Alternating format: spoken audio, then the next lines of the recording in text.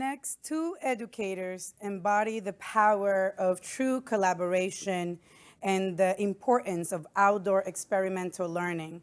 From another course to college in Charlestown High, please welcome Seamus Foy and Josh Katzman.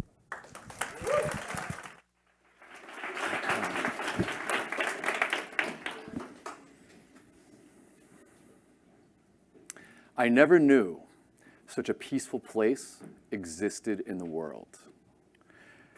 That's what a bright young man named Scott said to me during the first field trip I ever led to the Blue Hills back in 2011.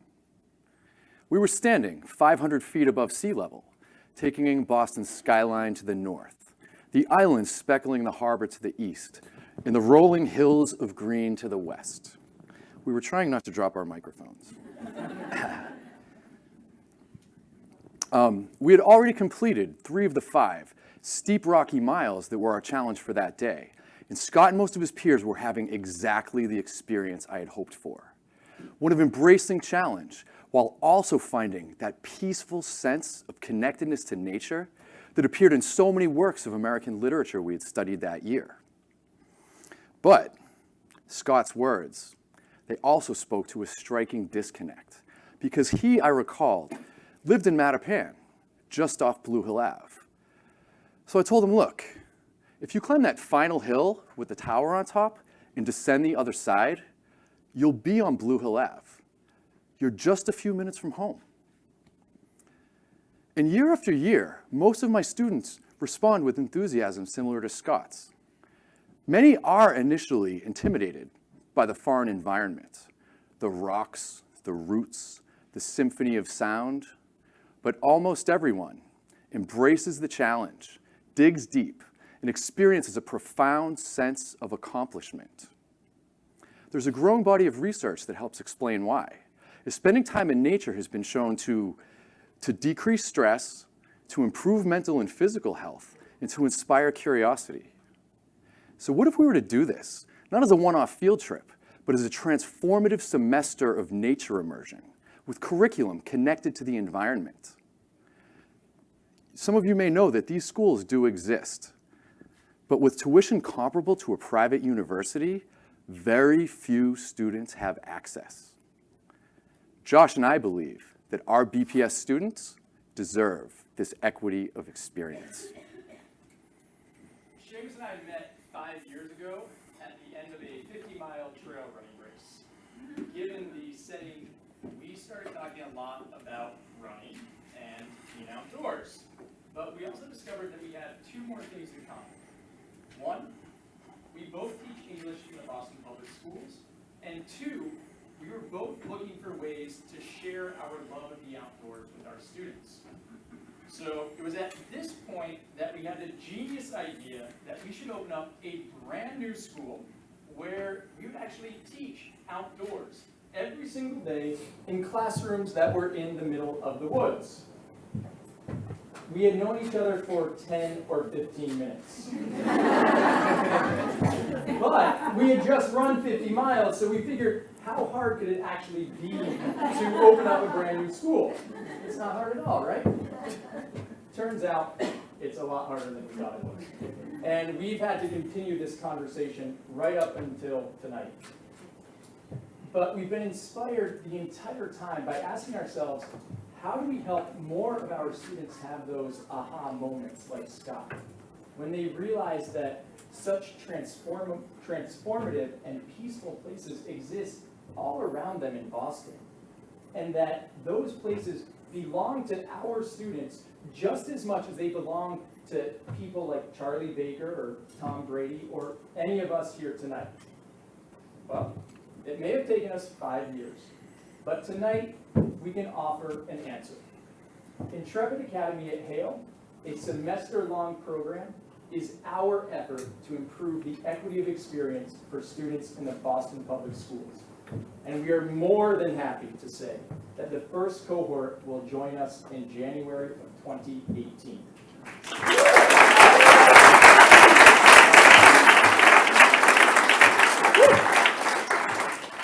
So, Intrepid Academy could not happen without our partnership with Hale. an amazing organization that for 100 years has provided educational and recreational opportunities for youth. The campus at Hale gives us about 1,200 acres, 20 miles of trails, 4 ponds, and 2 ropes courses that we can explore winter, spring, summer, and fall. That's pretty amazing, yes.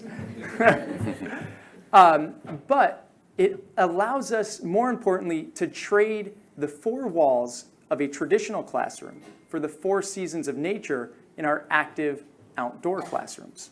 So what is an active outdoor classroom? Well, an active outdoor classroom is going to be spent exploring Hale in all the different places on this map. Any particular day may begin somewhere right around there, around the shores of Noannet Pond, with students in small groups learning about evolutionary biology and how and why humans are actually designed to be active and for movement. From here, students are going to get to practice and experience the very things they're learning about in the active part of the day, when they either run or hike to their next class at the other end of the pond or deeper in the woods. This gives them a physical break, but also they'll be tracking data that they'll use to measure and record their gains in fitness over the semester. So it's this combination of academics, personalized learning, nature, and activity that creates something really special. And that run to second period, it's not just to blow off steam. It has a powerful impact on the brain, as you can see in this EEG image, comparing the brain after 20 minutes of sitting versus walking. Fortunately, we have an intermission this year.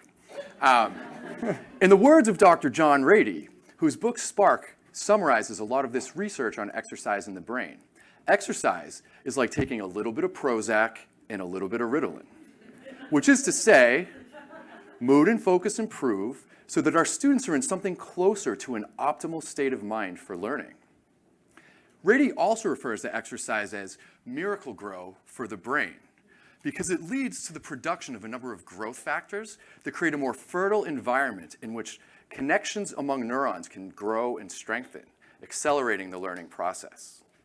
Regardless of your age or your occupation, exercise is one of the most powerful ways to improve your brain. So we know being outdoors and being active is really good for us, but we live in New England. It is not always sunny and warm. And if you've lived here for more than the past 48 hours, you're probably thinking about the weather. Well, yes, there are definitely going to be days when our classroom is muddy, wet, and cold, like our friend here. And there will definitely be days when our classroom is covered in snow, just like this. But the goal is to have students feeling excited and invigorated, like this goofy guy we found in the woods, regardless of the conditions. And we do have beautiful indoor spaces that we can use.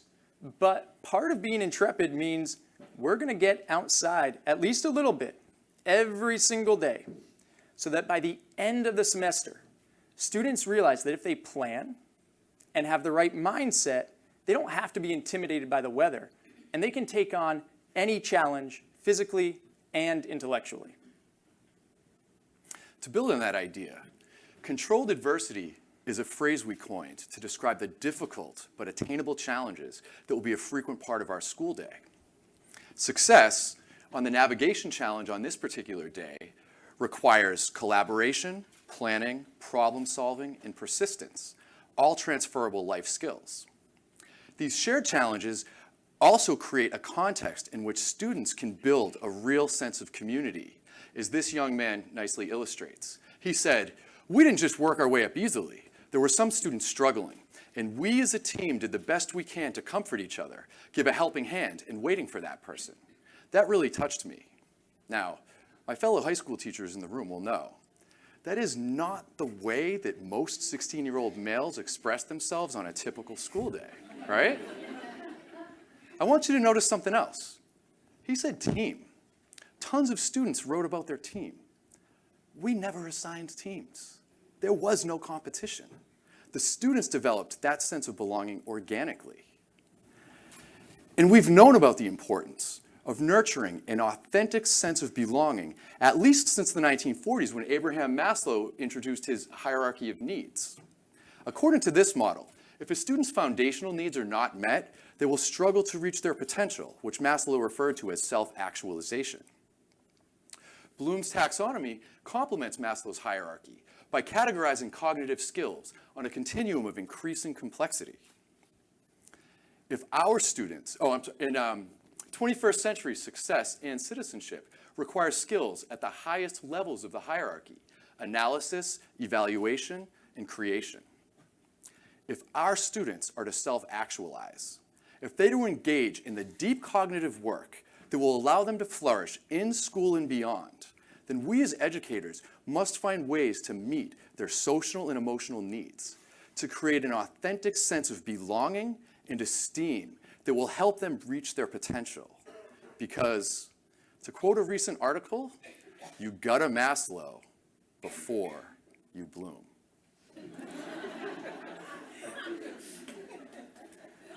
To achieve Maslow's level of self-actualization, that sense of inner fulfillment requires one to be intrepid. To be intrepid is to be characterized by resolute fearlessness, fortitude, and endurance. Seamus and I are just two classroom teachers who've nurtured a dream for 5 years. We work in a large urban district of nearly 60,000 students. Most people, at times even ourselves, don't think a program like ours can exist in a district like ours. But next year, with the support of the district, the support of the staff and administration from Another Course to College, and Hale, the first students will launch Intrepid Academy, a vision built on being active and outdoors. We know there are countless ways to inspire students. And for the other teachers here tonight, your visions for what education can be probably look a lot different than ours. But that is the very challenge that remains. Whether it takes 1 year or 5, for those of us that teach, for those of you that work in support of teachers and their students, to not give up on those dreams, those visions of what education can and should be, so that every student, regardless of the circumstances of their life or their zip code, gets the equity of experience that they deserve. Thank you.